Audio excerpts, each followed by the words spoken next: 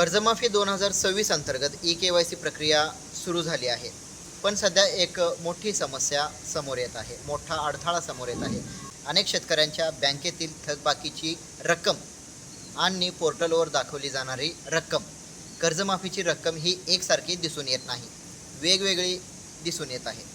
उदाहरणार्थ एखाद्या शेतकऱ्याचे बँकेकडे 1,60,000 रुपये थकीत असतील, पण पोर्टलवर फक्त 1,20,000, 1,30,000 अशाप्रमाणे कमी दिसत आहे. आता प्रश्न असा आहे की ही तफावत का निर्माण झाली? हा झोल लोचालपाचा का निर्माण झाला? यामागे शेतकरी मित्रांनो अनेक वेगवेगळी कारणे असू शकतात. काही बँकांनी माहिती उशिरा अपलोड केलेली असू शकते. काही ठिकाणी व्याजाची रक्कम वेगळी असू शकते, तर काही खात्यांमध्ये तांत्रिक चुका देखील असू शकतात. त्यामुळे पोर्टलवर दिसणारी रक्कम ही अंतिम आणि फायनल 100% बरोबर रक्कम आहे अशी समज करून घेऊ नका. हा चुकीचा असू शकतो. याच ठिकाणी शेतकऱ्यांनी सर्वात जास्त सावध राहण्याची गरज आहे. कारण अनेक जण पोर्टलवर नाव दिसताच लगेच KYC करण्यासाठी धाव घेत आहेत. पण जर रक्कम चुकीची असेल आणि त्याच रकमेवर तुम्ही आधार प्रमाणीकरण करून संमती दिली तर पुढे वाद निर्माण होऊ शकतो. त्यामुळे प्रथम रक्कम तपासा आणि नंतरच ई-KYC करू शकता. तर शेतकरी मित्रांनो, प्रश्न असा निर्माण होतो की रक्कम चुकीची दिसत असेल तर पुढे काय करायचे? सर्वप्रथम आपल्या बँकेत जाऊ शकता. बँकेच्या अधिकाऱ्याकडून तुमच्या कर्ज खात्याचा तपशील घ्या. पोर्टलवरील रक्कम आणि बँकेतील थकबाकी यामध्ये फरक असल्यास त्याबाबत लेखी माहिती मागू शकता. शेतकरी मित्रांनो, जर बँकेकडून समाधानकारक उत्तर मिळाले नाही तर घाबरण्याचे कारण नाही.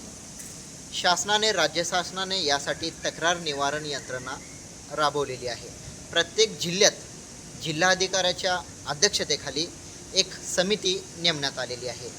ही समिती यासाठीच नेमण्यात आलेली आहे, शेतकऱ्यांच्या तक्रारी, रकमेतील तफावत आणि इतर तांत्रिक अडचणींची तपासणी ही समिती करणार आहे. त्यामुळे समस्या असल्यास तक्रार नोंदवण्याचा अधिकार शेतकऱ्यांना 100% आहे. एप्रिल 2019 ते मार्च 2025 या कालावधीत घेतलेले पीक कर्ज या योजनेत विचारात घेतले जाणार आहेत. म्हणजे या 6 वर्षामध्ये पीक कर्ज घेतलेले या योजनेमध्ये बसणार आहेत. सोबतच 30 सप्टेंबर 2025 पर्यंत थकबाकी असलेले कर्ज पात्र राहणार आहेत. कर्जमाफीची कमाल मर्यादा 2 लाख रुपये ठेवण्यात आलेली आहे. म्हणून शेतकरी मित्रांनो, सध्या सर्वात महत्त्वाची गोष्ट म्हणजे घाई करू नका. नाव आलेले आहे म्हणून लगेच KYC करून घेऊ नका. KYC करणं गरजेचं आहे. आधी रक्कम तपासून पहा, बँकेकडून खात्री करून घ्या आणि तफावत आढळल्यास तक्रार नोंदवू शकता. कारण एकदा माहिती योग्य झाल्यानंतर कर्जमाफीचा पूर्ण लाभ मिळण्याची शक्यता वाढू शकते. तुमच्या पोर्टलवर दाखवलेली रक्कम आणि बँकेची थकबाकी जुळते आहे का? तुमचा अनुभव कमेंटमध्ये नक्की सांगा. आणि अशाच महत्त्वाच्या अपडेटसाठी चॅनलला सबस्क्राईब करायला विसरू नका. पुन्हा भेटू नेक्स्ट व्हिडिओमध्ये. तोपर्यंत जय जवान जय किसान.